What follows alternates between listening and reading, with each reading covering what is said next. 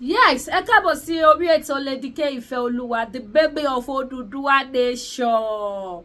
Ẹ̀yin bá bèbí àfà, ẹ̀yin pé ó ti ṣe kiri, ó tún wí yes, mo tún ti lọ gbé délé ìtúlágbára ń kọjá bẹ́ẹ̀ ó ká bàbà. Tẹ́ bá gbọ́ wípé kò ṣe dúró wò, kò ṣe dúró wò kọjá fẹ́nu ròyìn. Fáfáná yìí tẹ́ bá fẹ́ patronize mi gbogbo lọ́wọ́ nílé iṣẹ́ Lady K African Store. Mo wà ní 76 Wentworth Street, Amity downtown. Ẹ jẹ́ ká jọ lọ débẹ̀ ká tún jọ gbélé.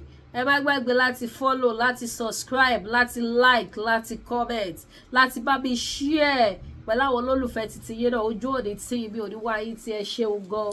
Ire o. Ẹ bá invite Tòkunbọ̀ ọmọ àlè ẹ bú kọ ọmọ tó ń fi ń ṣépè fọmọ ẹ bá wa invite yẹn tètè má bọ̀ wá kó sáré wá jẹ́ kí n tó lọ sùn kó má bàa tutù má bọ̀ wá tètè má bọ̀ wá odó ní ṣe bá mi ṣe ẹ̀ṣọ́ yìí.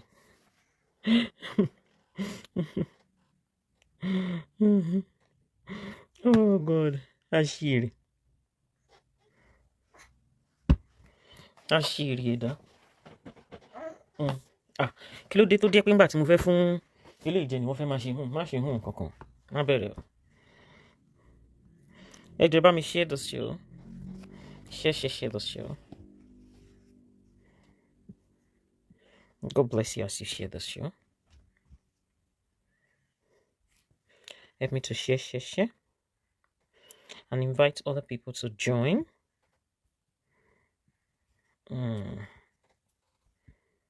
Kí ló mú Esabod tó ń pariwo tó kàn ṣe bí olùṣì? Ṣé ṣòlélè tó ṣe yẹn àbí are you okay àtọ́? Ṣé o ṣe pé wèrè ń jẹun lórí ẹ̀? You don't chop àmàlà èlò. Ní dààmú náà. Ṣé wèrè ń jẹun lórí ìyá ẹ̀yin ọmọ ewé ni? Kí ló mú tó ń fojú tó ń ranjú tòkè tó ń fi tìsàlẹ̀ gbà? Kí ló mú tó ń ṣòṣì? Ṣé ṣò ló ṣe yẹn lójú ara ẹ̀ bẹ́ẹ̀ yẹn?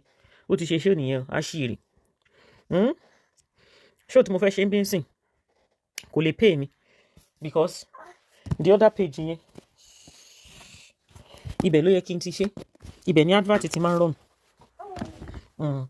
Advert ò kì í run lórí ilé. So ẹ jọ̀ọ́, as you are enjoying this show, tẹ́ ṣe fẹ́ gbádùn ètò tá a fẹ́ ṣe, ẹ jẹ́ kí kíni, ẹ jẹ́ kó bá star wà, ẹ jẹ́ ká fàyè Tòkunbọ̀ Esabod ẹ jẹ́ ká ṣe kíni, ẹ jẹ́ ká sáré fi ṣe kíni, ẹ jẹ́ ká sáré bá yé ẹ̀jẹ̀ díẹ̀ ní ráńpẹ́ tí kò ní pọ̀. Mo rí tó ń ranjú tó ṣe à ń ṣe gbogbo kíní kan abatíọ̀ wọ́n dún ẹ wọ́n fún ẹ. You are just repeating the same thing, woman. When are you going to give us something new? Wọ́n declare wanted ní o, ó pààyàn, ó ṣe gbá kan. Give us another gist. A fẹ́ nǹkan tó máa rinlẹ̀, nǹkan táwọn èèyàn gbọ́ rí fún wa ní something tó wà. Àbúrò burúkú ni woman ẹni. Ṣé bó sọ pé Facebook máa dàrú tóun bá ti dé ni? Orí pọ̀ lẹ̀ ni ẹ, orí parindin ni ẹ. Aṣọ òbẹ̀rù ọmọ ara ti ọ̀kan bẹ̀yìn aṣọ òbẹ̀rù ẹ̀. Mo ti ẹ̀jẹ̀ rìnà tí yẹn bá ti kó bọ̀ ẹ̀ báyìí tó fi kíní tó fi fọ́ gbogbo agbárí ẹ̀ olórí burúkú ẹ̀ tó bá jáde báyìí ó máa ń gbọ̀n ní jìnrìn. Ọ̀gá ẹ̀ nìyẹn tó tọ̀ ó lẹ́nu kankan Tòkunbọ̀ irọ́ ló ń pa ó ṣe kíni ó lẹ́nu. And you are still what? You are still working based on the manipulation and the things that they are doing on that other side. Àwọn yẹn náà ní kọ́kọ́rọ́ ilé ayé ẹ̀. Ibi tó ń bá fẹ́ direct olórí burúkú ẹ̀ lọ máa lọ. Tó ń bá fẹ́ jẹ́ kó lọ sí left wọn bí ìyá ìfòye kẹ̀dá ó gbọ́dọ̀ lọ left ni. Tó máa fẹ́ dá ẹ lọ right wọn bí bàbá ńlá kò bàbá ẹ James olórí burúkú aláyé bàjẹ́ Abọ́dẹrìndà olórí burúkú ẹ gbọ́dọ̀ lọ síbẹ̀ ni. They have the key and the power to control your life and the things that you do. Bó ṣe orí gbogbo orí burúkú tó ń ṣe ẹ́, gbogbo ìbànújẹ́ tó bá ẹ nínú ayé, gbogbo òfò ayé, gbogbo depression, gbogbo ìwà orí burúkú tó ń wù lórí social media sí gbogbo àwọn ènìyàn látòrí lọ́balọ́ba àwọn president àti just even àwọn ọmọ kéékèèké. Hello, kò ń ṣèwọ náà. Exactly ọmọ mi Ọlábísí Ayépọ̀. The same story ló ń sọ fún wa o. Ṣé kò ní fún wa ní banga show ní ṣó ya wèrè ni? Sorry, I blame it on your upbringing. Ṣẹ́rí show ta fẹ́ ṣe lálẹ́ yìí, I am going to enlighten you. Olórí burúkú tá à ń deal pẹ̀lú lórí social media, Esther Tòkunbọ̀ Abọ́dẹrìn. Tó jẹ́ pé ayé ẹ̀ ti bàjẹ́ ó wà so shameless níbi títí ẹ̀ ta dé, níbi títí Tòkunbọ̀ bàjẹ́ dé nínú ayé. Ó pera ẹ ní àgbàlagbà blogger Tòkunbọ̀. You cannot ó mà ṣe o. Èèyàn lè fi rẹ́ lọ mi kí n tún ṣe kíni kí n tún ṣe irú ẹ̀ṣà. You cannot bring out a page kó o lè rán page lórí Facebook tó lè ṣe kíni tó lè jẹ́ page tó máa make sense fún ẹ nínú ayé. Àfi eléyìí tó jí page tó jí ìwọ lè scammer olórí burúkú tẹ̀wọ̀n dí of kùjẹ́ tẹ̀wọ̀n dí of abatíọ́ ìyá àwọn ẹlẹ́wọ̀n orí social media o ò lè rán page fúnra rẹ̀ lórí social media báyìí as bó ṣe sọ pé o jẹ́ màmá náà mafia tó ní 300 and kìíní kan million blog who your blog help tó bá ti ẹ̀ ń sọ̀rọ̀ gbogbo àwọn blog nínú ayé ṣé blog ẹ wà nínú A-class list blog táwọn ènìyàn máa sọ̀rọ̀ ń pa ni instant blog ń bẹ̀ yẹn lásán gan ó lágbára jù ẹ lọ ká má wà tó sọ ìwọ́ra dáradára ìwọ jàntìjàntì tó kàn fún wa ní the same bullshit all the time. Ẹ bá mi share ètò yẹn jọ.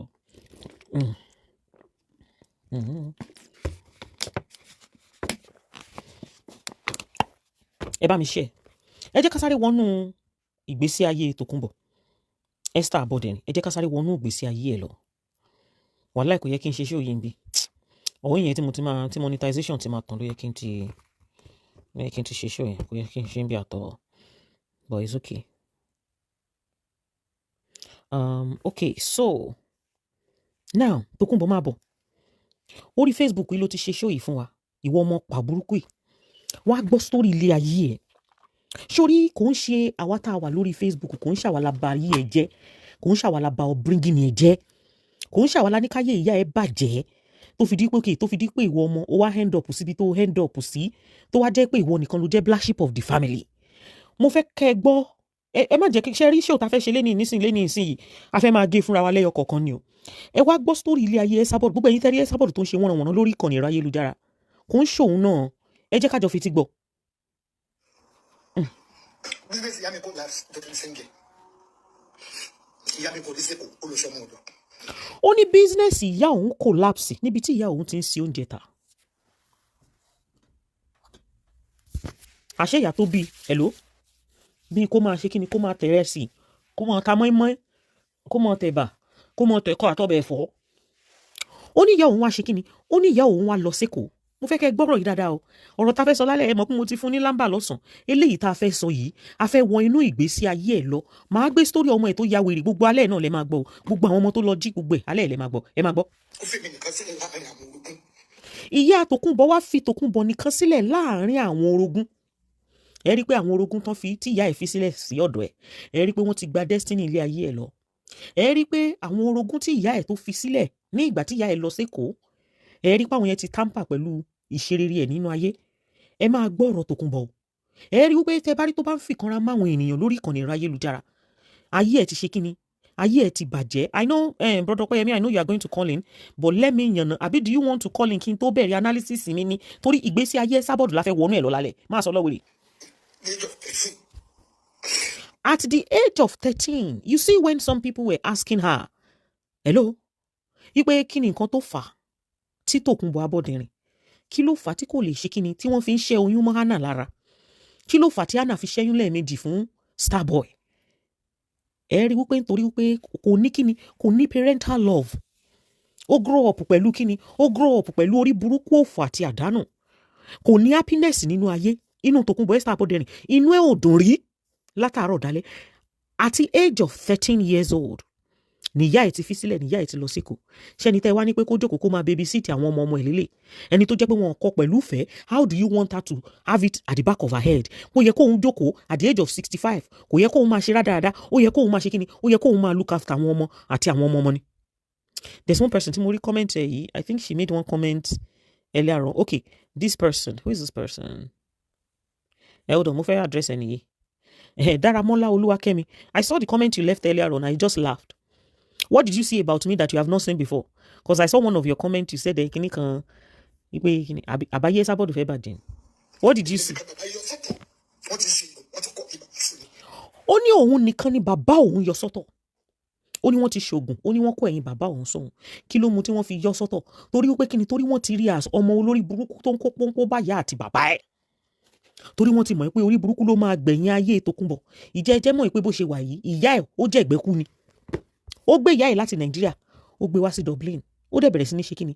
Ó dẹ̀ bẹ̀rẹ̀ sí ní fún ní oògùn olóró tóun náà ṣe kíni tóun náà lò. Hold on, ẹ máa pè wọlé ní sùúrù. Mo fẹ́ ẹ jẹ́ kí n play eléyìí tán náà, then we'll bring you in. I have a couple of people that I'm bringing in today. A máa sọ̀rọ̀ wọlé. Adégbénró àbí Ajégbénró or something. A máa sọ̀rọ̀ yẹn as well. Because I know about that particular matter a little bit. Ṣé ìgbọ́n tí mo sọ? bàbá kọ́ ìyá kọ́ ẹni tí ìyá àti bàbá ti kọ́ báwo lẹ ṣe expect pé ẹ̀yin tẹ́ wà lórí Facebook hello báwo lẹ ṣe expect kó fi love kó fi ṣe kíni kó fi hàn yín.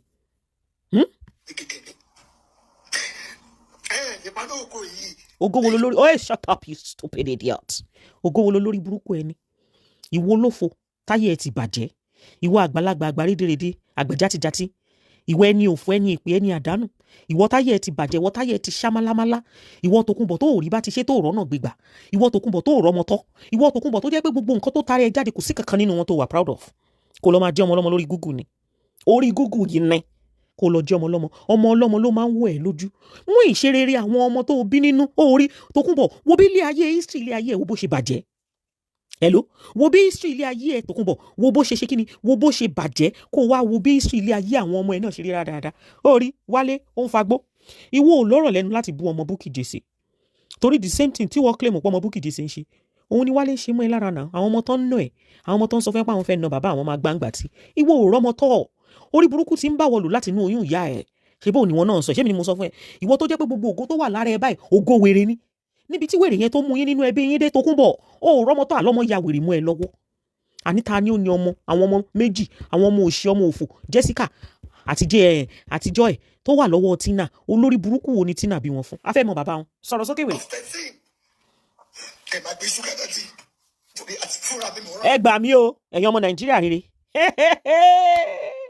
olórí burúkú Tòkunbọ̀ sọ pé at the age of 13 lòun ti ń gbé sugar daddy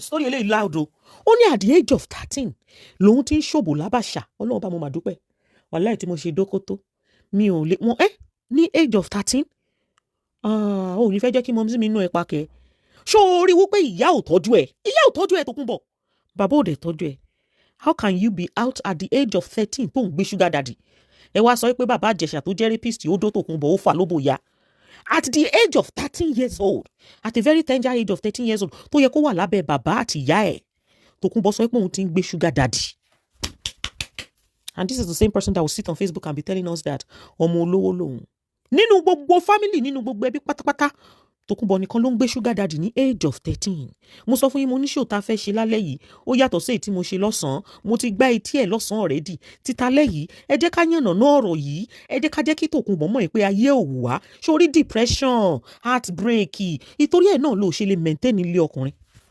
Tòkunbọ̀ ìwọ náà wò láti 13 years old náà ti ń tọwọ́ náà ti ń finger òbò ẹ̀ àti 13 years old náà ti ń ṣe kíni náà ti ń fi ọwọ́ náà ti fi okó náà ti fi bá gbogbo òbò ẹ jẹ́ àbálájọ náà tí gáàpù ṣe wà láàárín àwọn ọmọ tó bí torí pé lórí burúkú ẹ ti ní fallopian tube destruction fallopian tube ẹ ó ti wà destroyed ó ti ṣe kíni ó ti ṣá málámálá wọ́n ti já wẹ́lẹ́wẹ́lẹ́ Ọlọ́run ló mọ ibi tó ti lọ jẹ́ àwọn méjì tó bí last yẹn gbé nítorí ẹ̀ nìyẹn ṣe ń sọ pé òun fẹ́ fọ́ pàbó òun níṣèlú age of 13 Tòkunbọ̀ ló ti ń dóko amúṣàwọn náà ìgbà míì wàá ṣàdókò sórí àga máa wò pé kí ló dé tí gbogbo òbó mọ̀mọ́ rin ó ti wà young jù kí ni ìyàtọ̀ nínú wa àtẹni tán rèpù tán sáré fi tipátipá bá sùn nígbà tán ti rin oko burúkú mọ́ ẹ lábẹ́ mo ń wò náà àṣírí ti tú ẹ̀yin ọmọ Nàìjíríà rere fúnra rẹ̀ Esabod ló fẹnu ara ẹ̀ sọ eléyìí ò kì í ṣe nobody is doing arabu for her she's telling us her story òun ló ń sọ story ẹ̀ fún wa ẹ wá ní polórí burúkú dídí ó mú dídòs 27 inches 50 inches ó bẹ̀rẹ̀ sí ní rí bọ́ọ̀rẹ̀ lóbò because kíní yẹn ti wà lára ẹ̀ hello olórí burúkú ti ṣe kíni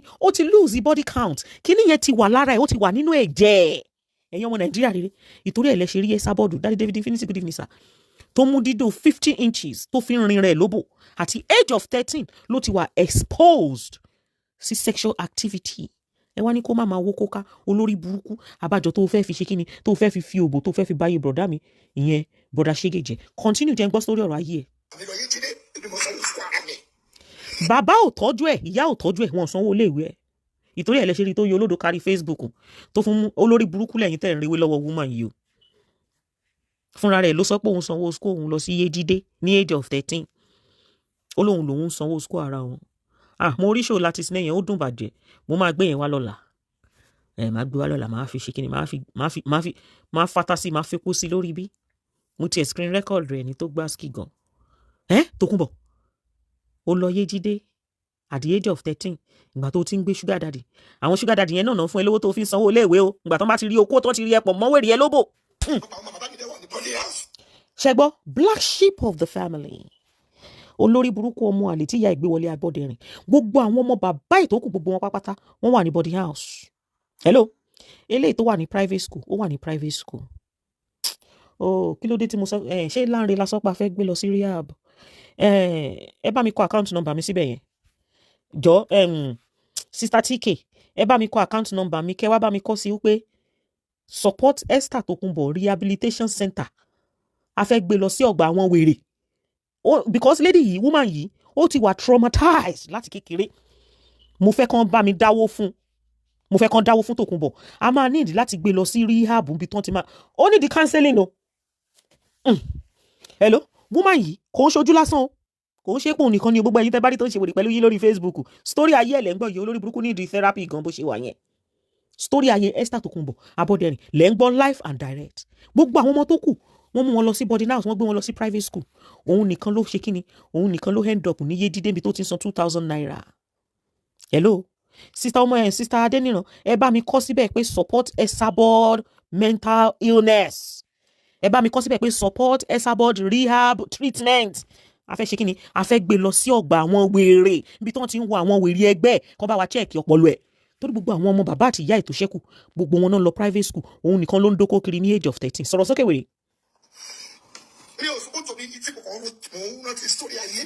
Ọ̀rọ̀ ayé ẹ̀ ò dáa, ó máa kéku ní Tokunbo. Hello, ọ̀rọ̀ ayé ẹ̀ kò ṣe kíni, ọ̀rọ̀ ilé ayé ẹ̀ kò dáa, ayé ẹ̀ ò wù mí, mi ò lè dèrè ẹ bó ṣe wà yẹn. Iṣẹ́ under foundation. Wèrè lọ́wọ́ tó ń pè lọ́wọ́ láì. Yes, mo ti gbé under foundation wá sí. Esther Tokunbo Abọ́dẹrìn ó ti wà ní under umbrella foundation Dorcas Tms empowerment foundation. A máa treat wèrè ọpọlọ ẹ̀ tí ò gbé pípé yẹn, a fẹ́ bá ṣe kíni, a fẹ́ bá reset ẹ̀. Olórí burúkú. Story ayé ẹ̀, ení kọ́ lọ́jọ́ ẹkún ẹ̀ Tokunbo. Ení ò ṣọjọ́ ẹkún ẹ̀. Mo ti jagun, mi ò lè jagun mọ́. Ìwọ tó o máa jagun kú. Esabod. Ó ṣẹ̀ṣẹ̀ bẹ̀rẹ̀ ogun ni. Ogun eléyìí tó wọlé tó ẹ̀ wáyé kò ń ṣogun kékeré. Wàá jagun kú ni. Ìwọ tán ti ń fokó dára burúkú sí ẹ lára láti age of 13. O ò rí pé bí story ayé ẹ ṣe bàjẹ́ táyé ẹrun káfé gbégéjégé títí ẹ bàjẹ́ títí ẹ fọ́ká Tokunbo Abọ́dẹrìn. O ò rí pé kíní tó affect ẹ níbi ní age of 13. O ò rí pé ó affect Tina náà. O ò rí pé ayé Tina náà bàjẹ́. Wọlé ayé ẹ bó ṣe bàjẹ́ táyé ayé ẹ dàrú Tokunbo. Hello, wo báyé ẹ ṣe bàjẹ́ táyé ẹ dàrú. Wo story ilé ayé ẹ, wo story ilé ayé ọmọ tó bí tó ń jẹ́ Tina. Ìgbà tó kọ́kọ́ ṣe kíni, tó kọ́kọ́ bẹ̀rẹ̀ ilé ayé ẹ, ọkọ kú mọ́ lórí dànù ni. Gàjàjàjà ra má ṣe tèrè bàbá, má ṣe tèrè bòye ṣètà. O mọ̀ pé ogun ìdílé ń bá ẹ jà. Ẹ bá mi kọ síbẹ̀ pé a fẹ́ ṣe kíni, a fẹ́ treat ogun ìdílé tó ń bá Esther Tokunbo Abọ́dẹrìn jà nínú Dorcas Tms empowerment foundation. Gbogbo ogun ìdílé gbogbo àwọn iṣẹ́ burúkú tó ń ti ṣe nílé ayé ẹ̀, mo fẹ́ kàn bá mi fọ́ dànù. Jesus, mo fẹ́ kíni, mo fẹ́ kàn bá mi fọ́ ẹ contribute sínú Dorcas Tms empowerment foundation. Ẹ jẹ́ kàn bá wa fọ́ gbogbo ogun ìdílé, ẹ jẹ́ ká gbé olórí burúkú ọmọ lọ sí rehab, ẹ jẹ́ ká gbé lọ síbi tó ti máa ní kíni, níbi tó ti máa bá mi check ọpọlọ ẹ̀. Ẹ̀yin náà ẹ wo olórí burúkú tí mò ń bájà, ẹ wo aláyé bàjẹ́ tí mò ń bájà, ẹni tó ti fokó dislocate òbò ẹ̀ láti age of 13 for God's sake. Ọmọ 13 years old tó ti mọ bọ́n ṣe ń dóko, bó ṣe wà yẹn the first oyún tó lórí burúkú yìí máa kọ́kọ́ ní, ó ní oyún yẹn ní at the age of 14. Ẹ wá wo bí ayé Tokunbo Esther Abọ́dẹrìn bí story ayé ẹ̀ ṣe wọ́, ẹ wo bí story ayé Tina náà bó ṣe ń wọ́ tẹ̀lé. Gbogbo wọn tó ń wò mí lénìí, irú ogun ìdílé tó ń bá Tokunbo Esther Abọ́dẹrìn jà, mo fi ré fún ẹ tọmọtọmọ. Ogun ìdílé tó bá Esther Tokunbo Abọ́dẹrìn jà táyé ẹ fi bàjẹ́ níwájú ìyá àti bàbá tí bàbá àti ìyá ò jèrè ẹ, lórúkọ Jésù Kristi gba ìtúsílẹ̀. Irú ogun yẹn kó má wọlé tó ẹ wá tọmọtọmọ. Jésù, àmín o. Eléyìí pọ̀. Ìyá mi ṣiṣẹ́ ní ọ̀dọ̀ àwọn olówó kan, mo rántí pé wọ́n ní jet àdìdọ̀ tẹ́tí. Ìyá rẹ̀ tún wá lọ ṣiṣẹ́ lọ́dọ̀ àwọn olówó kan. Ìyẹn ìyá ètò bí ẹ má dá lóhùn fẹ́ẹ̀kì níbẹ̀ yẹn tó sọ yẹn. Ibẹ̀ náà tún mú ìyá ẹ̀, wọ́n tún dó ìyá ẹ̀ náà pa. Tokunbo ló fẹ́nu ara ẹ̀ sọ. Àwọn olówó yẹn wọ́n tún mú ìyá Tokunbo, wọ́n kó bílàlẹ̀ ẹ̀pọ̀n, wọ́n kó fún ìyá ẹ̀. Wọ́n ròjò ẹ̀pọ̀n, wọ́n dàbò ìyá ẹ̀ lóbò. Ṣé ẹ rí pé ẹ̀yin náà wo orú story ayé àwọn olórí burúkú yìí náà? Ẹ wo story àwọn wèrè, ẹ wo story àwọn wèrè. Ìyá ẹ̀ wá dẹni tó ń bá wọn gbálẹ̀ nílé olówó tó jẹ́ pé boys quarter ni wọ́n gbé ìyá Tokunbo sí. Ẹ jọ̀ọ́, ṣó yẹ kí ìyá Tokunbo máa bú yóò ń yà? Hello, ṣó yẹ kí Tokunbo, ṣó yẹ kó máa bú yóò ń yà? ọmọ ìyá wèrè tó ṣiṣẹ́ ní boys quarter meanwhile tó bá fẹ́ bú ìyá àwọn èèyàn kan máa ní ìyá kan ṣiṣẹ́ ní custom ó ṣe kinní kan tó kún bọ̀ bọ́ ìgbà ilẹ̀ ni ìyá ẹ̀ ń gbà kiri náà tó ń gbé sílé tó ń gbé àwọn ilé tó jẹ́ pé àwọn ajá àtẹnu náà máa ń sùn bẹ̀ àbí inú ilé àwọn security kan ló sọ pé òun sùn yẹn ẹjọ́ torí ọlọ́ ṣé sọkọ security kan náà máa ń gbé sínú ilé àwọn ibi táwọn security body àwọn tó máa ń ṣí gate ibẹ̀ kọ́ nìyẹn orí àní story ayé ẹ̀ ò dáa tó kún bọ̀ hello story ayé ẹ̀ ò dáa ìwọ náà wẹ́n tí mò ń bá jà ó ti wọ́ fún ẹ tẹ́lẹ̀tẹ́lẹ̀ láti bẹ̀rẹ̀ ayé ẹ̀ ìkanra báyé ẹ ṣe bàjẹ́ láti kékeré ló fi ń mọ́ wa má fi kanra olórí burúkú pé tí ẹ ti ta nínú ayé má fi kanra ẹ̀ mọ́ mi èmi kọ́ ni mo bá èjì ẹ jẹ́ èmi kọ́ ni mo bá títí ẹ jẹ́ láti kékeré èmi kọ́ ni mo ní ká yé ẹ bàjẹ́ èmi kọ́ ni mo ní kí ìyá ẹ má ráyè tiẹ̀ kó máa ṣorí burúkú kiri sọ̀rọ̀ sókè kí ló wí. òmùṣẹ́ sọ pé mo lè lálẹ́ ẹni Abọ́dẹrìn mo lè ṣe pé fún ọmọ bàbá mi.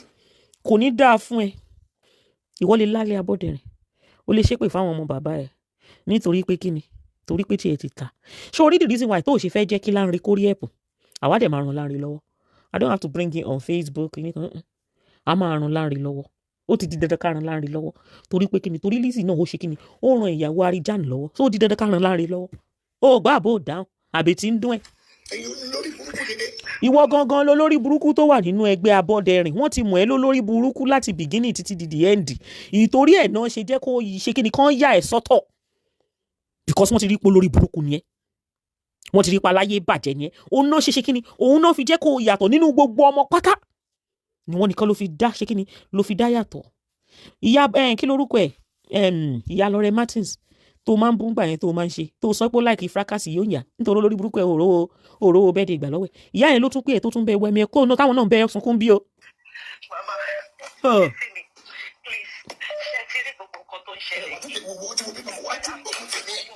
ta ló bímọ fún tó ń gbógun tiẹ̀ olórí burúkú ṣé bí ìyá Lọrẹ Martins ìyá yẹn kàn jẹ́ nìyàn kan tó nífẹ̀ẹ́ ni hello ó jẹ́ nìyàn kan tó nífẹ̀ẹ́ ni pé tó bá ti ń wa mi ẹkún mu báyìí gbogbo àwọn nǹkan tó fi gbé ìyá yẹn mọ́ra náà lè gbogbo àwọn packaging olè àwọn story olórí burúkú tó fi gbé ìyá yẹn mọ́ra lélẹ̀ ìyá yẹn jẹ́ nìyàn kan tó máa wá tó máa comfort ẹ ó jẹ́ nìyàn kan tó máa wá tó máa tù ẹ́ nínú ìbáwọn náà ń pè tán tù ẹ́ nínú bí ká tó continue nínú story ayé ẹ níbi nǹkan tó sọ tán lasting sí jẹ́ńbẹ́gi sẹ́yìn díẹ̀ tí mo bá gbàgbé ẹjọ́ ẹran mi létí o tí mo fẹ́ treat next yẹn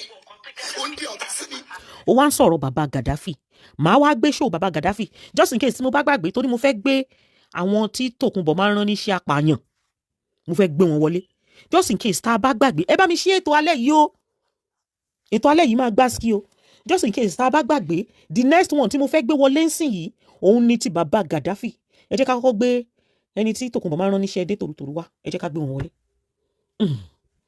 ìní làṣírí ẹ̀ ìwọ lórí burúkú apààyàn.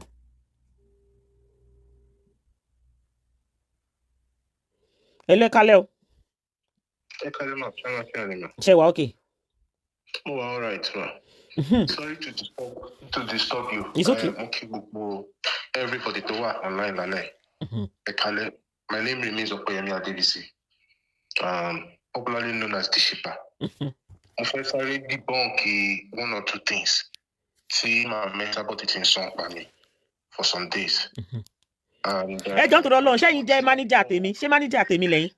mo ń bọ̀ mà mo jẹ́ ọmọ tí wọ́n kọ́ láti ilé ire tí ò gbọ́dọ̀ rìn àgbàlagbà fín so ohun mo ṣe fẹ́ use opportunity yìí láti sọ̀rọ̀ ní alẹ́ yìí.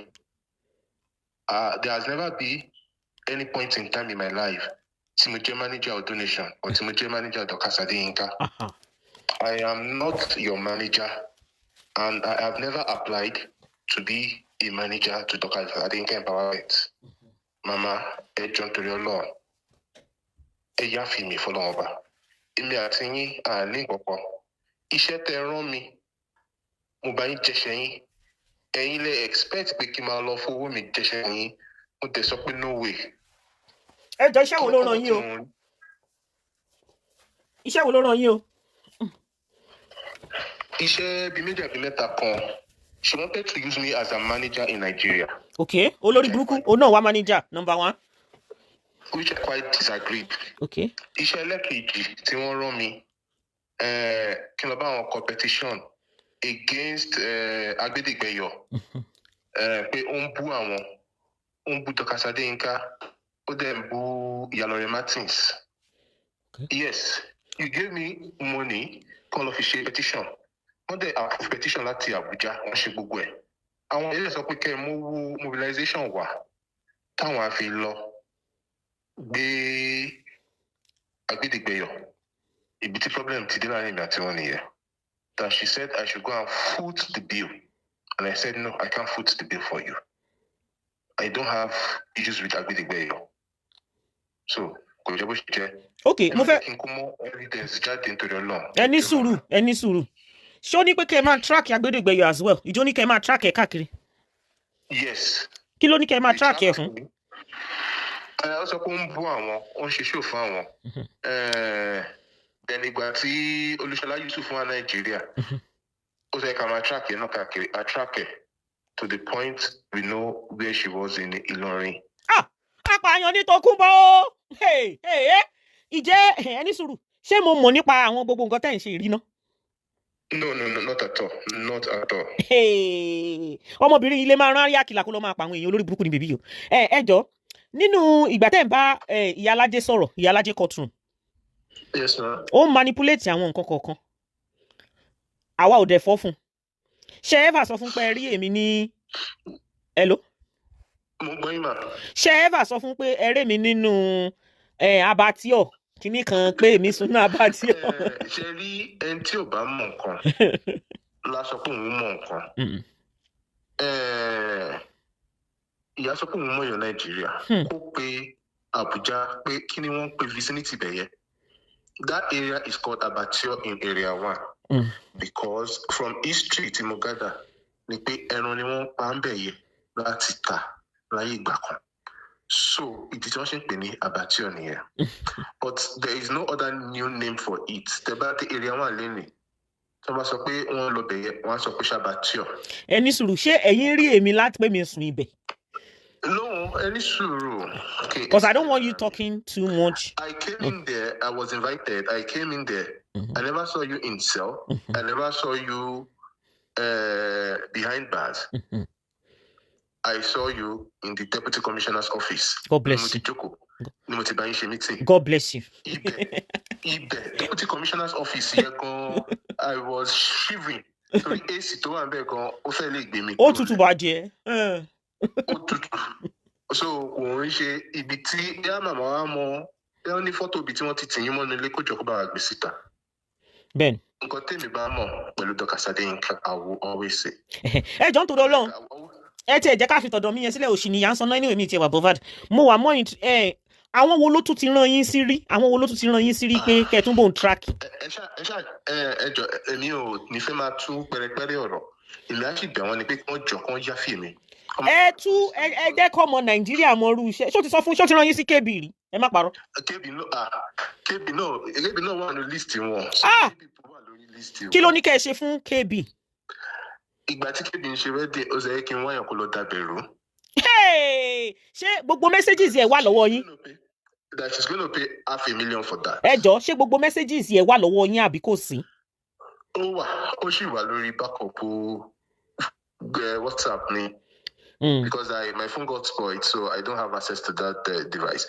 But Timari device Timari will back up the list and I have all the messages. Okay. So ẹ jẹ́ ká sì dé mọ́ bẹ̀bẹ̀ yẹn. Banga táwa fẹ́ shoot tá máa fi fọ́ ojú ẹ̀. Àwọn banga yẹn wà nílẹ̀. Àwa ò ní dá banga tọwọ́ wa sílẹ̀. So orun ẹ̀yin kẹ́ lọ máa okay nígbà tó rán yín pé kẹ́ lọ competition yẹn, from what I know, although no, okay, if you write a petition for her, who is going to do the statement? Abo ma fún yín ní power of, ó ma fún yín ní power. Ó lè fún yín power no. That was what she wanted to issue, power of Anthony. Yeah, she can give you power because through the lawyer that she's going to send her official statement by email.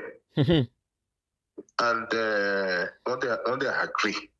But nǹkan tí Oko Agbẹ́dẹ́gbẹ́yọ̀ yọ, Oko Tóyìn Fáyọ̀ṣe náà yọ ni pé she was not ready to pay for mobilization.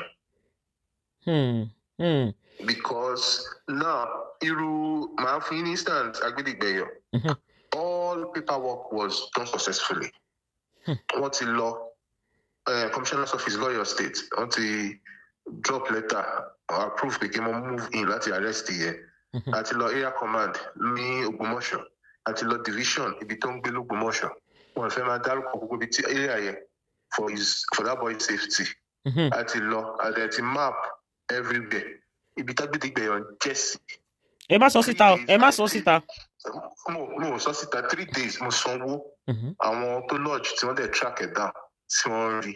Kí màmá kò san owó mobilization. Tí wọ́n fi lọ gbé. Of course, and she has to pay for mobilization. But kò mọ system Naija, so kò ní mọ̀ pé ó ní láti sanwó mobilization ló fi ń sunkún káàkiri bí olòṣì tó jẹ́. So nǹkan tó dá wàhálà lẹ̀ nìyẹn tó ń sọ pé mo gbá àwọn jìbìtì. Kò fẹ́ sanwó mobilization. Of course, gbogbo owó tó bá ti san tó bá wà nílẹ̀ gbogbo ẹ̀ máa waste ni.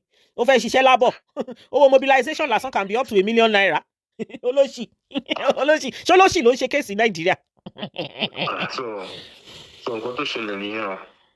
Okay, ẹ má sọ kankan mọ́, ẹ tún fi eléyìí tó kù. Ẹ jẹ́ ká mẹ́lẹ̀ tó kù dání for now.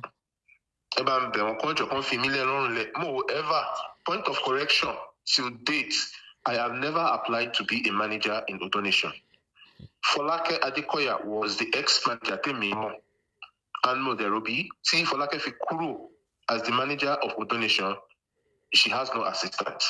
So, Èmi Ọpẹ́yẹmí Adébísí ò apply fún iṣẹ́ manager under Dorcas Tms Foundation lọ.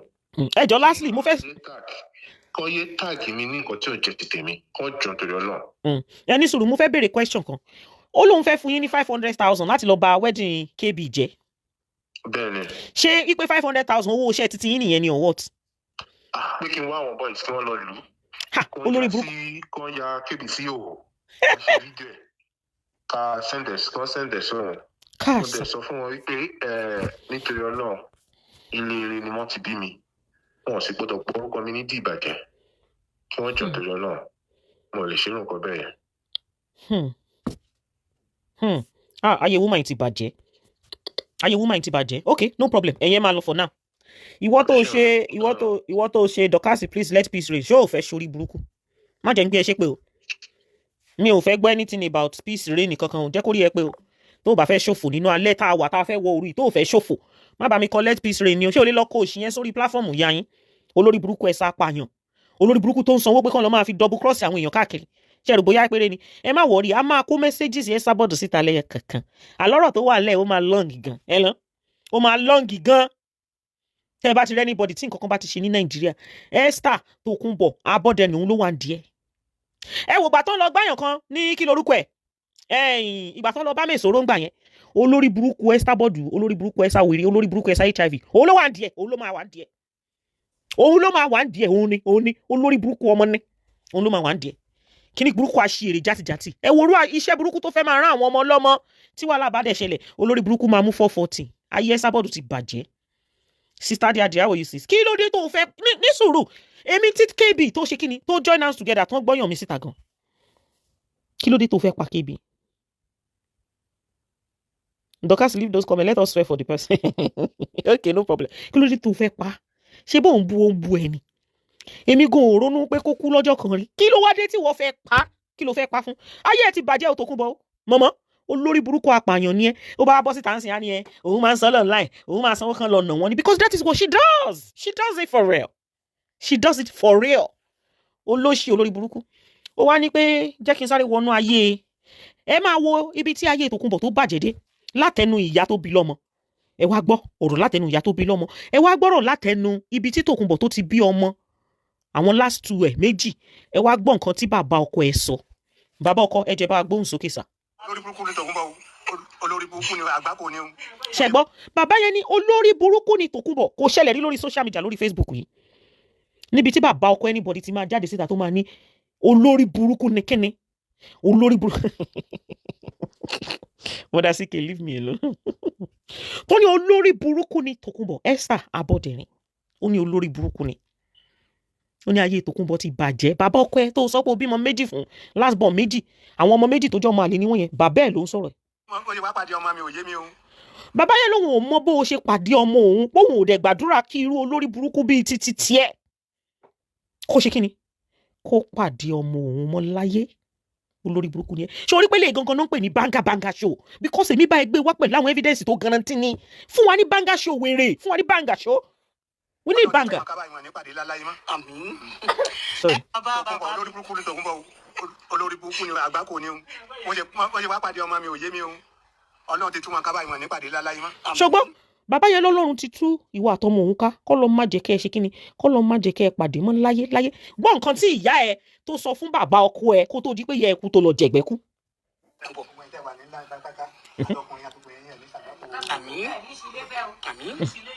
Orí àwọn bàbá ọkọ ẹ sọ pé wọ́n ń ṣe àdúrà fún gbogbo wa pé ẹ ní ṣíléyà o ẹ ní ṣọkọfẹ́ o ẹ ní ṣíléwọ́ o àgbákò ní Tòkunbọ̀ jẹ́ o orí burúkú ló jẹ́ nínú ìran àwọn o ó ní fídíò ibi tán ti ń ṣépè fún ẹ màá bẹ gbé yẹn wá bóyá tó bá di lọ́la níbi tí màmá mi tiẹ̀ ní gbé wá màá post ẹ̀ sórí wọ́ọ̀lù mi ni níbi táwọn tó sọ pé o bí ọmọ fún tán ti ń gbé ẹ ṣépè tán ń gbé ẹ ré kò ṣẹlẹ̀ rí lórí ìkànnì.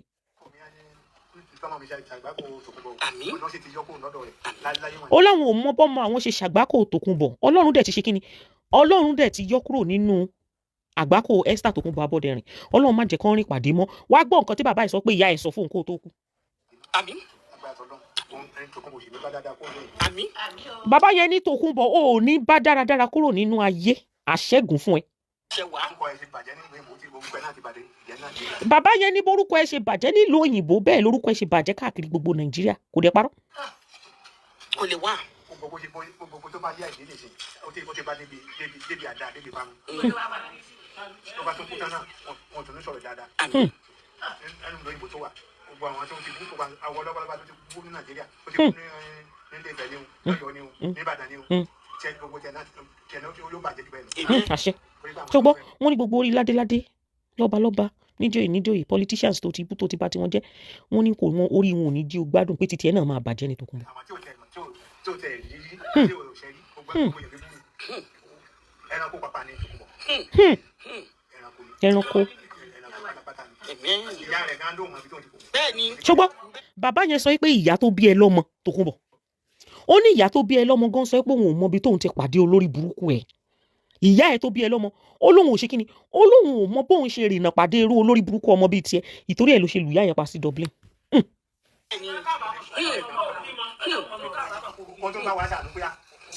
Ó gbọ́ bàbá ọkọ ẹ ó sọ pé ìyá ẹ tó bí ẹ tó fòbò bí ẹ ipò tún máa ń bá wọn káàánú pé báwo lọmọ yín ṣe rìnnà kó olórí burúkú ọmọ tóun bí ìyẹn Tòkunbọ̀ Esther Abọ́dẹrìn ìyẹn bàbá ọkọ tó ló bí àwọn ọmọ àlè fún tó reject àwọn ọmọ màá wá play nǹkan tí bàbá yẹn sọ pa àwọn ọmọ tó bí fún sìn.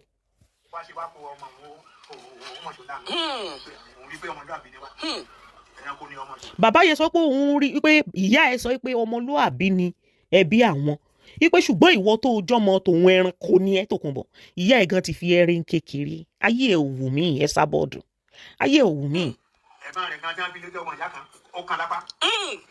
Wọ́n ló lórí burúkú ẹ ti kankan ná àwọn ọmọ ẹ̀gbọ́n ẹ lápá rí ẹ̀gbọ́n ẹ wọ́n ló ti kan lápá wọ́n ló ṣe kíni wọ́n ní ṣe ló mú apá ẹ̀ tó kan dànù àló tí ń balẹ̀ ayé jẹ́ ọjọ́ ti pẹ́.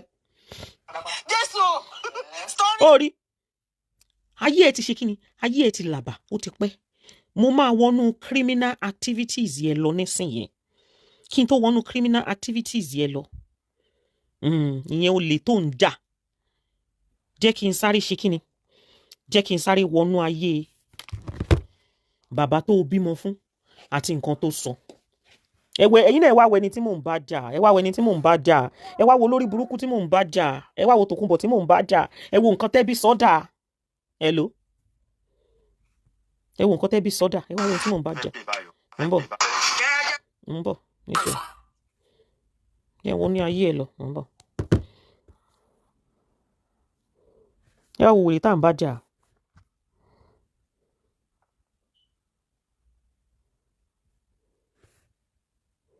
Ẹni sọ̀rọ̀ ẹ wá wẹ́n tá à ń bá jà ẹ wá ṣe èrè tá à ń bá jà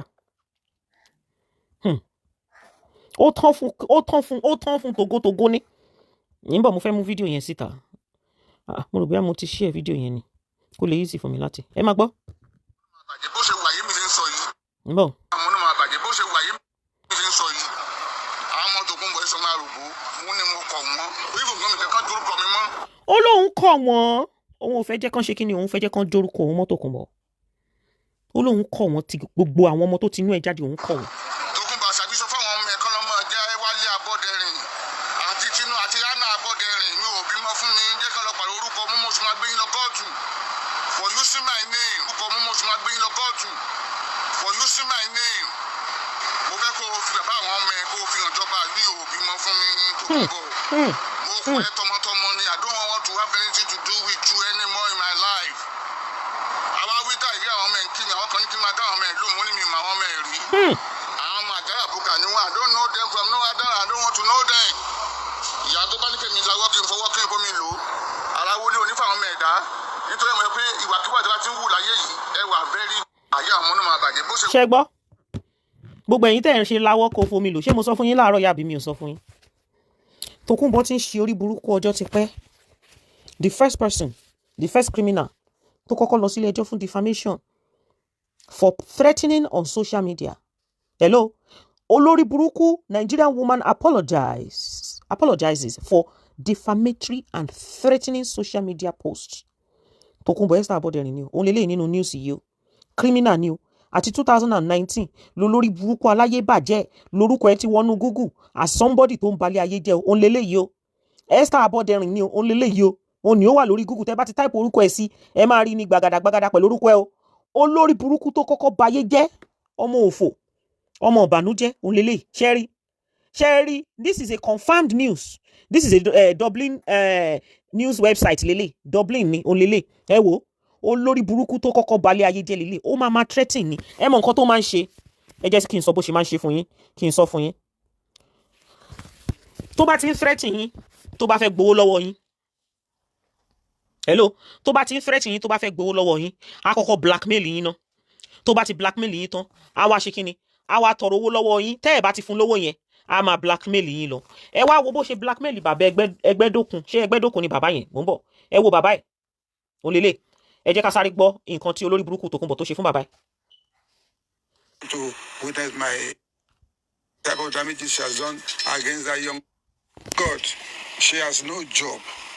Ṣẹ́gbọ́. That was what I want to say. After abusing. That's what I discovered because she came to me trying to be friendly with me, and eventually I learned that she also abused me. There was a time she arranged somebody on her program. They said that you are the one that gave me money to buy cameras to be damaging people all around. Giving you money. No, sir. No, sir. No conscience. No, sir. No, sir. I was shocked and I was embarrassed, and it's like an arranged calling program. This is strange. And I was shocked, and that time we tried reaching out to you, but we can't even get you. We didn't know where you are until just recently we came back to Nigeria. We thank God. She has no job. Her job is blackmail. Blackmail. Did you hear that? Baba sọ wípé she has no job. Esabod. Only her job is blackmail and falsehood. And anybody in that profession, you should understand, you don't pay much attention. Baba Ogundokun lórúkọ wọn. Damages she's done. Orúkọ wọn is Chief Abiola Ogundokun. Obanla of Iwoland. To Kabiyesi, the cleanest of body. Ó ṣe fọba kábíyèsí kádé pẹ́ lórí bàbá ó lélẹ̀ ìyẹn náà wà lórí Google ẹ jẹ́ kí n gbé síta fún yín ó rè ó lélẹ̀ this same Esabod náà ni olórí burúkú inú Irish News lẹ́tí máa rí yẹn tẹ́ ẹ bá tẹ̀ sí Irish News ẹ rí ń bẹ̀ eléyìí tó ṣe fún kábíyèsí lélẹ̀ ó ní West African traditional monarch take defamation case against Irish blogger kò kí ń ṣe blogger o mi ò mọ wáyé tẹ́ wọ́n fi ń address as blogger o ó lélẹ̀ kábíyèsí ọ̀nà ìṣàṣẹ́ lórúkọ ẹ̀ bẹ́ẹ̀ Esther Abọ́dẹrìn Tòkunbọ̀ ó lélẹ́yìí ó ní ẹ nínú àwọn fídíò ẹ lè ka gbogbo news ẹ̀ ń bẹ́ẹ̀ kò ṣẹ̀ṣẹ̀ máa ṣe é ó máa ń ba yí àwọn ènìyàn jẹ́ ni òun lélẹ́yìí ṣẹ́rí òun lélẹ́yìí Tòkunbọ̀ ní bó ṣe máa ń ṣe kí nìyẹn bó ṣe máa ń ba yí àwọn ènìyàn jẹ́ nìyẹn ẹni tó ń ba yé lọ́ba tó ń ba yé níjòyè jẹ́ kí ló lórí burúkú fẹ́ sọ nínú ọ̀rọ̀ ọ̀rọ̀ àwa tó lè jọ wá lójú. Represent the Oduduwa of Yoruba race. And what she has done to her boyfriend, she claimed Wasiu Ayinde is her boyfriend. Oh, the musician. Look at the type of damages she has done against that young man. Imagine. And she continued to claim again that is her lover. Well, that's what they live upon. She has no home in Nigeria. She dare not come to Nigeria. She claimed to home that she. Ṣọgbà Tòkunbọ̀ tó ń bá bí ìyá ẹ̀ dà tó bá pé Fóyèkẹ́ ló lórí burúkú tó bí ẹ̀ Tòkunbọ̀ gba Nàìjíríà lọ tí wọ́n bá ti mọ̀ pé Fóyèkẹ́ ní ìyá ẹ̀ ìwọ lọ sí Nàìjíríà. In a rented flat, council flat. Council and she house. claimed to be rich. What property does she have? To Nothing. claim that she's rich. And the public will not know much about her. I've been privileged to see much of her. I've had the privilege to speak to the husband, who is another prominent Nigerian. Oh, the husband again? Yeah. Were able to reach out to us? To him, sir. To me and pleaded that I should not attach him to Esabod because. A strange husband. Yes. So Well, At the time, we also learned that I got a video from someone who said that she was even begging you to take her to Baba Sanjo, to take her to Tinubu. that's the beginning. Was it a proposal or a... She did me with me that she knows I'm close to Obasanjo and that I can talk to many of these elder statesmen. She sought for my assistant to take her to Obasanjo, met Tinubu and some others, including the Minister for Interior. And I was actually ready because I didn't know her when she was talking to me. And at the end of that was, Baba, I would like you to witness my honor program in Canada. I would like to, I will pay for your ticket, I will pay for your hotel. Ṣé rí pé Naija wù Tókunbọ̀ lọ. Naija wù lọ. Ó ti fẹ́ máa move close mọ́ àwọn ènìyàn ní gbogbo ìgbà yẹn. Pé kàn jọ kàn ṣe kíni kàn introduce òun cities kan. Gbogbo Naija tá wà ń lọ tá ń gbádùn ayé wa tá ń enjoy life wa yẹn. Ó wù Tókunbọ̀ kò kàn wẹlẹ dá. But I didn't go before God exposed her. I didn't know before then she has even said a lot of things against me. Damaging things. So people now got at me to show me. Ṣẹ́gbọ́. Obasanjo is my good friend. Bàbá tún sọ bí ó ṣe sọ pé òun fẹ́ wá bá wọn sùn. I made a lot of gari. We have the gari. Máa sì gbé eléyìí tó kù wá. Mo kàn fẹ́ jẹ́ kẹ́ gbọ́ díẹ̀ nínú side ọ̀dọ̀ bàbá yẹn ni. Now, ẹ jẹ́ ká wọnú gbésí ayé criminal activities of Tókunbọ̀ lọ. Gbogbo ẹ̀yin tẹ́ ń gbé advert fún pátápátá. Òun ló máa pàpà báyé yín jẹ́. Hello. Òun ló máa ṣe kíni? Òun ló máa pàpà báyé yín jẹ́. Oh my God. Okay. Ẹ wo uncle ìbílẹ̀ wọ́n gbé advert fún ọmọ olè yìí, ọmọ criminal yìí. The same thing tó ṣe fún PS Homes and Property. Òun ló fẹ́ ṣe fún ìbílẹ̀. Kíni burúkú ìnàkí Ìbàdàn yìí. Do you know what she said in one of her video last week that some of you might have not picked up? Ó jẹ́ ká mọ̀ pé olè lòun. Esabod ó jẹ́ ká mọ̀ pé olè lòun. Ipò òun báwo? Ìgbà tó ń gba owó lọ́wọ́ ìbílẹ̀ tán lòun sọ pé kíni òun ò ṣe advert kankan. Ẹ wò ó rè. Could I signed? He need my voice.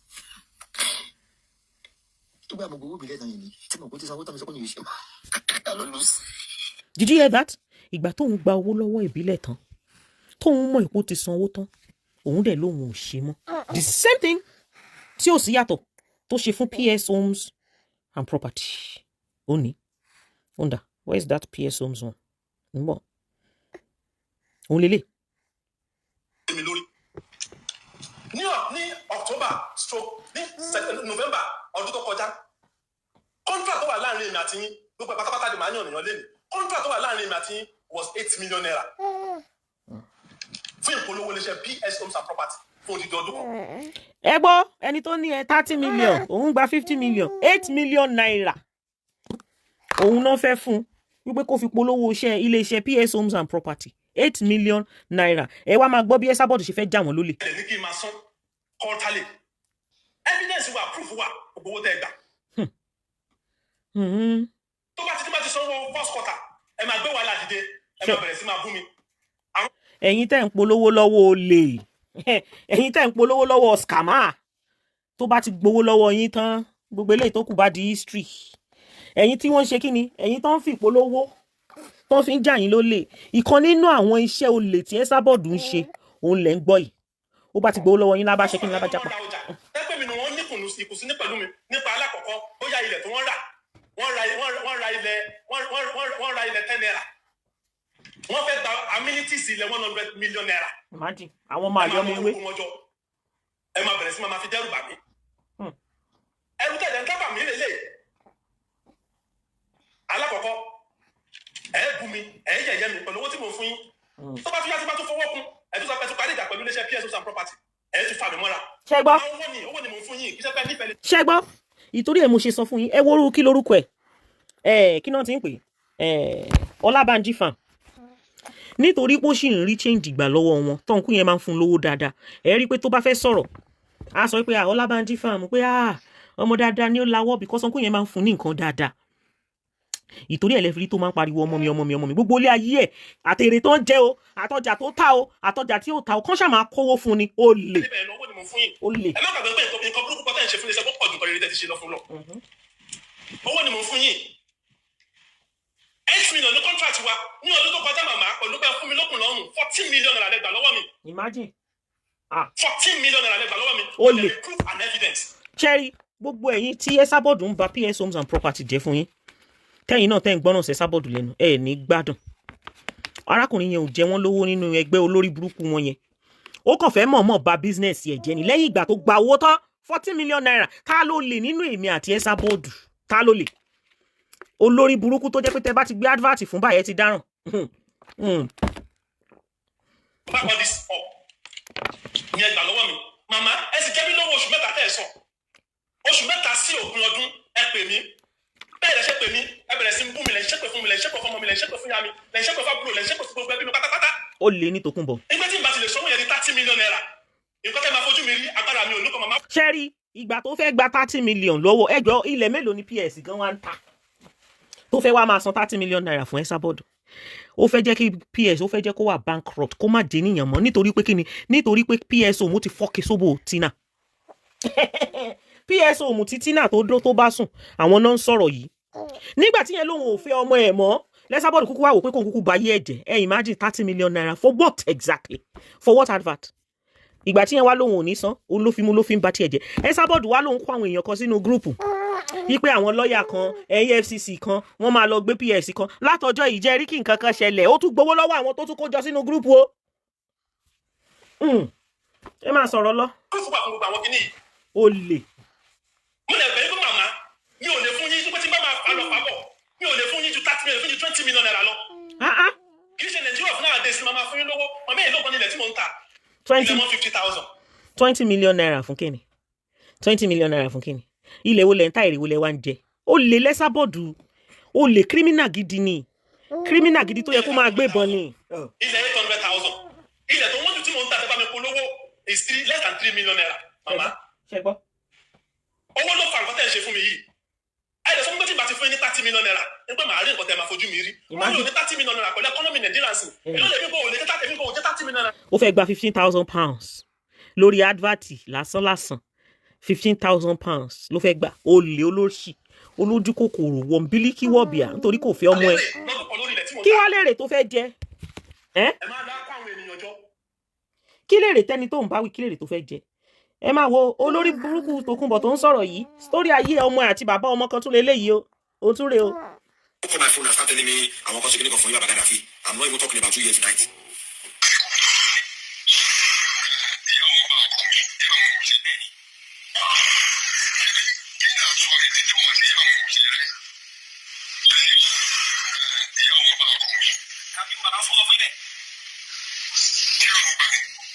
ọmọ yẹn ti ro gbogbo ẹ o ti lọ síwájú lọ sẹ́yìn o ti rò pé ta ló ń fẹ́ ro tó ń fún. ẹ gbọ́ Tina. àwọn tó wà ní island wọ́n mọ̀ o ọ̀pọ̀lọpọ̀ Nigerians tó wà ní island ni wọ́n mọ̀ tí mo sọ wípé òótọ́ ni ṣùgbọ́n wọ́n confirm ẹ̀ wọ́n bò wọ́n lẹ́ni àwọn ìdílé òyìnbó yẹn wọ́n lè sọ síta pé tó ṣẹlẹ̀ nìyẹn Tina gẹ́gẹ́ fúnra rẹ̀ ò lè sọ fún anybody pé nǹkan tó ṣẹlẹ̀ nìyẹn ṣùgbọ́n sọ fún bàbá tó bí lọ́mọ. ṣẹgbọ́ bàbá yóò sì ní UK. ṣẹgbọ́ ìjẹ́ ẹgbọ́n nǹkan tí bàbá Tina sọ ó ní pé Tina ọmọ ẹ̀ ó sọ fóun pé Tòkunbọ̀ Esabod rìn ó ló sọ pé ó bá àlùmọ́ńjìrì ìyẹn ọkọ ọmọ ẹ̀ alákọ̀ọ́kọ́ tó kú dànù yẹn ó ló sọ pé Esabod bá Tòkunbọ̀ ṣé wọ́n ṣépè oko fún ẹ ni. bàbá wọ sí tẹ̀lé ìdọ́sùn náà tẹ̀lé ọmọ fúnra rẹ̀ ọmọ ẹ̀ fúnra rẹ̀ Tina fúnra rẹ̀ sọ fún bàbá rẹ̀ pé ìyá òun ó bá ọkọ òun látòṣe papọ̀. ayé Esabod ti bàjẹ́. bí Tòkunbọ̀ Esabod rẹ̀ ó bá ọkọ òun látòṣe papọ̀.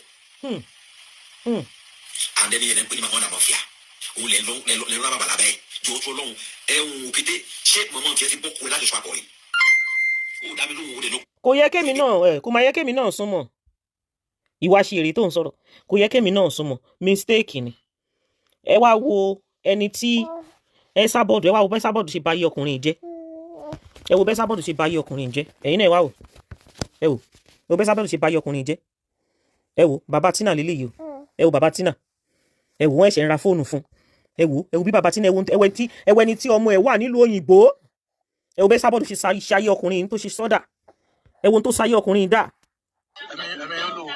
ẹ wo tó ṣayé ọkùnrin dà ẹ wo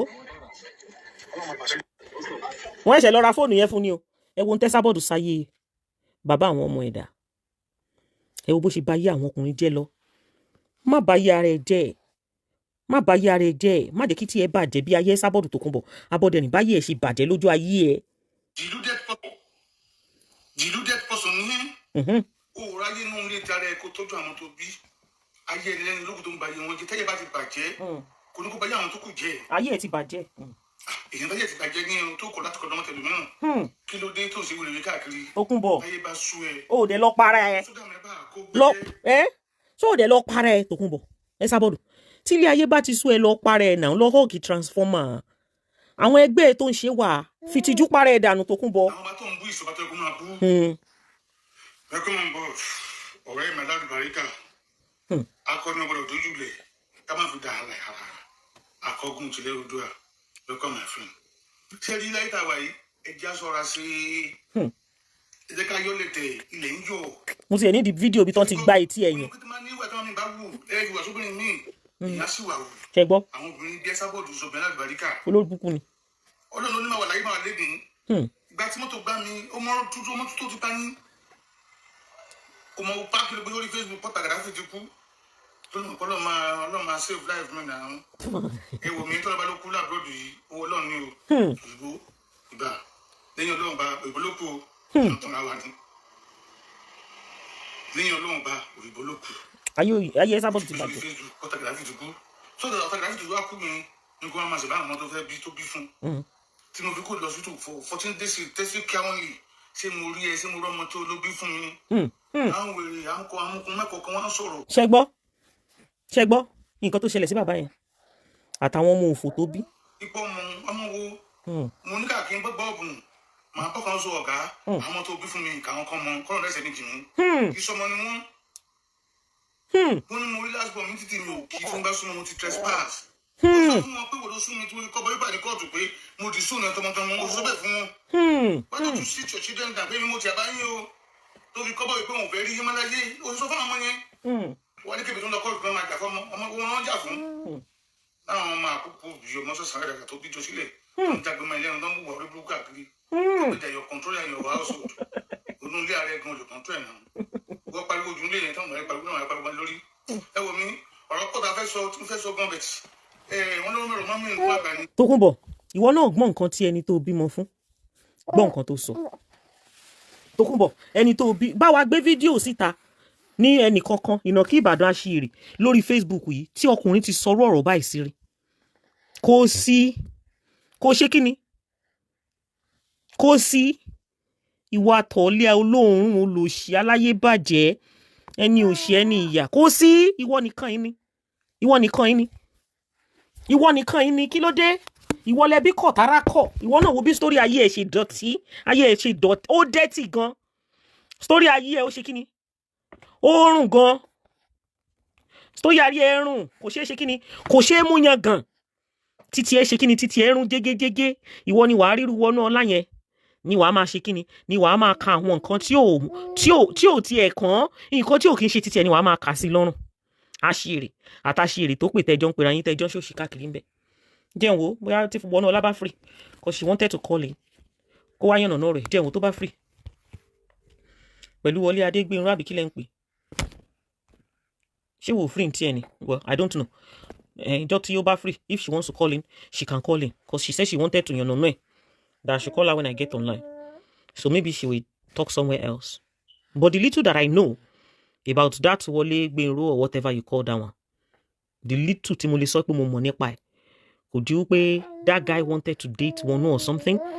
I remember when they were fighting at that time, wọ́n sọ díẹ̀ nínú àwọn story yẹn fún mi and they sent me some evidence and what have you because they were all fighting at the time that of course the guy wanted to date one which he went into the inbox of one of them ex ọmọ Ewe and the person was supposed to connect Wonu and that Wole Adegbenro together, which of course, Wonola rejected, but Oroye, she'll be in the best position to talk about it herself because Emilima so Kima get the fact in right.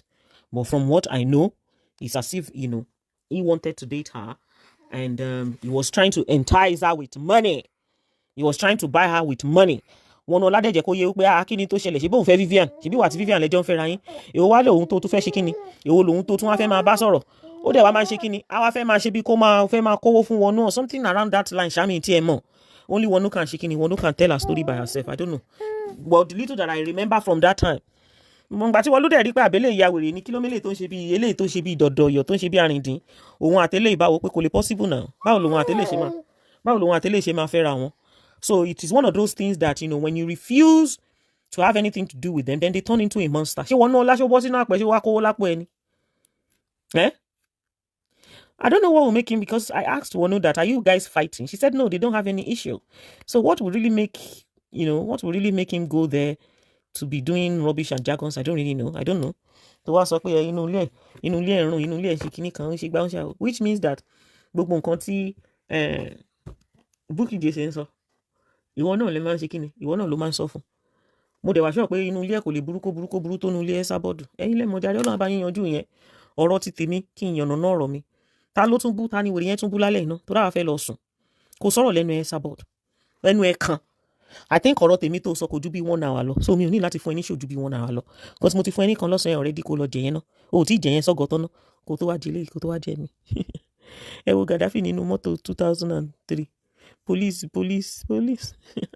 I need that video I'm going to get that video on YouTube níbi tán ti fi ìgbà tí tán ti fi research ọpọlọ wèrè wọ́n ná ẹ̀mí ẹ̀fẹ́ bọ̀ ẹran ìyá ní Tòkunbọ̀ ẹran ìyá Esabod kò sọ̀rọ̀ kankan lẹ́nu ẹ̀ you're just repeating the same thing fún wa ní banga wúrọ̀ àwọn eléyìí tí mo tòjọ́ fún ẹ̀sìn tí mo tòjọ́ fún ẹlẹ́yọ̀ kọ̀ọ̀kan yẹn ìwọ náà fún wa ní something like that kí ló fà tán fi dó Tina hello kí ló fà tán fi dó Tina jealousy same thing that made Shola did what he did exactly that's exactly what it is you know when you know I think the guy just feels rejected you know and because he feels rejected tó bá ẹ̀yin ọkùnrin ẹ yá wèrè gan náà kí ni wọ́n kówó fún kí ló kówó fún wọn náà lá fún ìyẹn tó bá pò fún lówó àtọ̀ kí ni wọ́n fún lówó fún kí ló fún lówó fún kò yẹ kó fún lówó ẹ̀ náà tó bá porí ẹ pé kò yẹ kó fún lówó ẹ̀ nǹkan tí wọ́n fẹ́ jẹ òun ni ò jẹ́ kó gbádùn tó ṣe kówó fún ọmọdé ṣe kí ni bóyá ọmọdé lo òun dẹ̀ ṣe kí ni òun dẹ̀ ṣe pé ó jẹ́ kó mọ̀ pé òun smart jù ẹ lọ ni àbó ti ya wèrè wọ́n lo tọmọ yìí kò fún ẹ wèrè àṣírí wọ́n jẹ́ kó mọ̀ pé kè pé irọ́ o ò lé o ta lẹ́nu òpònú àrìndìn wọ́n ní oníwọ̀n ṣe kinní kan CSO àbí SSO àbúrí burúkú wo ló ń ṣe ṣé o mọ̀ pé fraud nìyẹn you are a fraudster. ẹ̀yin bàbá mi Hello. bàbá mi You are a fraudster. You can never make it. ojú òde tí ayé òde yọ ni Hold on, Nisha. ẹ I'm patronize going to baby bed. yìí Tó ẹ bá dọ̀la, patronize ẹ padà Àyọ̀ká fún mọ̀mọ́ wọn. irú Mo ti fẹ́ aṣọ wo sùn, lẹ mo fẹ́ lọ tẹ̀ sùn, mo jáde yìí látàárọ̀. kò sí Orí Esabod ti dàrú. àdìrẹ wà Fún wa ní more evidence, lẹ́sìn fún wa wà ní banga show ni mo gbogbo sọ ẹ̀ fún wà ẹ. yàtọ̀ sáwọn aṣọ tẹ́ ẹ wò bíbà Good night, aṣọ tún kù everybody. I'm going to nínú bed. Mo fẹ́ lọ sùn jàre.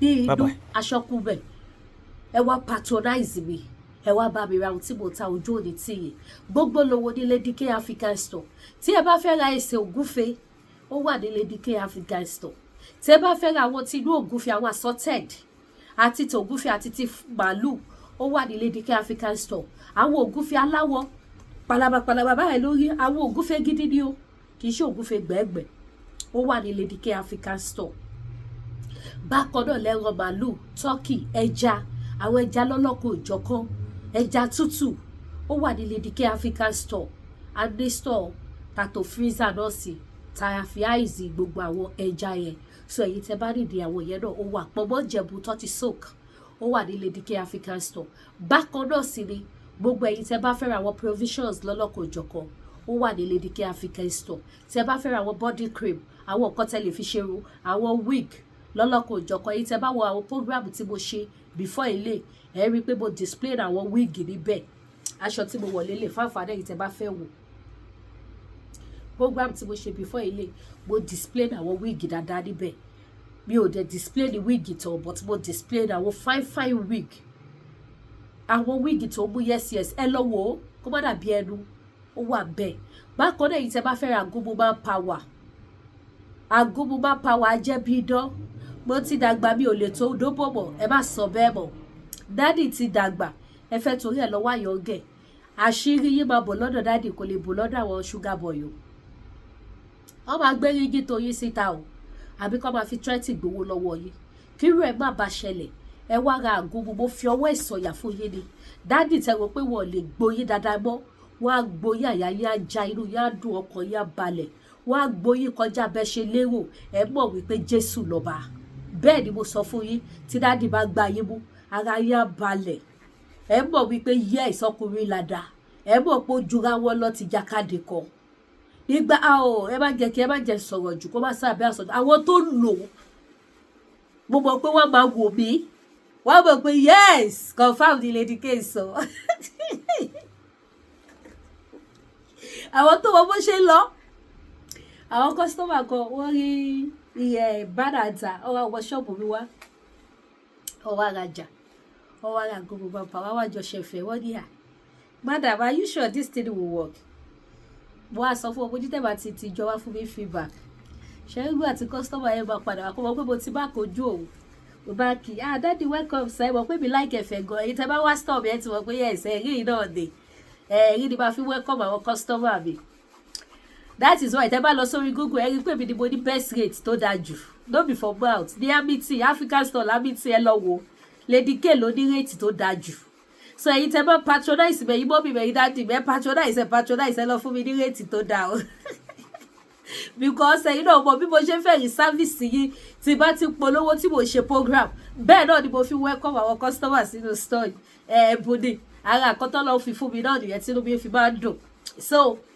mo wá kí dáàdì yẹn mo ní dáàdì how far about the apps that you ra lọ́wọ́ mi o bàbá ní I forgot to tell you it's very good o mo ní really is it good or you really enjoy it bàbá bẹ̀rẹ̀ sí ní tawaini èmi ọmọ ikọ̀ bàbá yóò wọ́n pé sọ̀rọ̀sọ̀rọ̀ níbí bàbá bẹ̀rẹ̀ sí ní fọ̀rọ̀ enter bàbá yìí wàhálà bàbá ń jábọ̀ fún mi wọ́n ní I would like to when I use it the grammar no dictionary bá bẹ̀rẹ̀ wọ́n ní I don't know that we have something like that in Africa this one is even better than using drugs but yes it's good I told you will enjoy it only fact I told some of my friends they will call you they will come to your store to get it so ẹ̀yin tẹ́ wá get it èmi nígbà táwọn aráàta tí wọ́n mọ̀ pé wípé lẹ́jọ́ wẹ́wẹ́ dẹ́gbẹ́ tó bá ń jàǹfààní kí wá ló dé ẹ̀yin tẹ́ gẹ́ tèmi ẹ̀yin tó jẹ́ pé ẹ̀yin lẹ wà lẹ́yìn mi tí mo fi ṣakọ ẹ wá ra títí yín náà ẹ má dọ́là ara yìí ẹ̀yin bàbá 80-70 ẹ trust ẹ máa ṣiṣẹ́ bí ọmọ kékeré ni bí àyọ̀ngẹ́ boy ẹ trust me confirm so bó ṣe jẹ́ nìyẹn ogun diabetes náà jẹ́ bí idán àwọn èèyàn rà wọ́n tún rà fáwọn èèyàn ẹ̀yẹ lóbó lóògùn bá ṣe ní kẹlù ẹ máa rí iṣẹ́ bẹ́ẹ̀ ni diabetes tó ti pẹ́ sáàgọ́ ara yíyẹ kì í ṣe jọ́kan ló dé bọ́dì yìí kì í ṣe jọ́kan ló máa lọ mo dẹ̀ aṣọ ọ̀yẹ́ yìí tó bá ti pẹ́ ní bọ́dì yìí ẹ ra 2-pack tẹ bá ra 2-pack kẹ tó lò tán nínú èpè nínú àdúrà ẹ máa fi kọ́ ránṣẹ́ sí Lady K yes nínú èpè nínú àdúrà ẹ fi kọ́ ránṣẹ́ ó ṣùọ̀ fún mi ni ẹ máa ríṣẹ́ ni bó ṣe jẹ́ nìyẹn náà ẹ wá ra jewelries ẹ wá ra gbogbo tí mo ta gbogbo lówó African store Lady K gbogbo lówó ní ẹ wá ra gbogbo tí mo ta kí lẹ fẹ́ rà tẹ́ẹ̀rì ẹ ní dòbì olójú mẹ́rin àbólójú mẹ́ta àbólójú mẹ́fà ó wà ní Lady K African store ẹ ní dàtàrí àtàjọsì orógbó orógbó tó fresh dáadáa tí ò gbẹ o ó wà ní Lady K African store tó bá ti dọ́dọ̀ yìí ẹ wá ìkọ̀kọ̀ ẹ fi ráàpù ẹ fi sínú fridge ó máa fresh síbẹ̀ ni kò ní tètè gbẹ ẹ jẹ́ pẹ́ so bóyá ṣe jáde yẹn kí lẹ tún fẹ́ ọṣẹ ìwẹ̀ ọṣẹ ìfọṣọ gbogbo lówó Lady K African store kò sí tẹwádé by 10 degree so bó ṣe jẹ́ nìyẹn bí oníwáyé tì gbogbo ojú tó wo program etí tó gbọ́ mi ẹ ní báráyé fọwọ́ tì ẹ ní ṣìṣe láyé yẹn bá mi ṣí ẹ̀ṣọ́ yẹn bá mi pé wọ́n gbòòrò ayé ẹ jẹ́ káwọn èèyàn mọ̀ pé yes mo tún ti ṣe kiri mo tún ti gbé mi wá bá ṣe máa ṣe é sí nìyẹn a máa lọ grab ẹ̀ mọ́ra wọn lọ́tún lọ́sí so that kò ní jẹ́ wípé wọ́n máa sọ wípé ẹjọ́ tó ti rò láti jọ ìgbà tẹ́ bá tún gbọ́ àwọn míì láti ọ̀dọ̀ àwọn ẹlòmíì ẹ fi máa mọ̀ wípé yes kò ṣe dúró wò òun lọ̀rọ̀ tó wà lẹ̀ ẹ ṣe gan mo dúpẹ́ ẹ má gbàgbé láti like ẹ comment kẹ́dẹ̀ bá mi share kẹ́dẹ̀ subscribe sí YouTube channel mi ojú òní tì yìí ẹ ṣe gan ó dàbọ̀.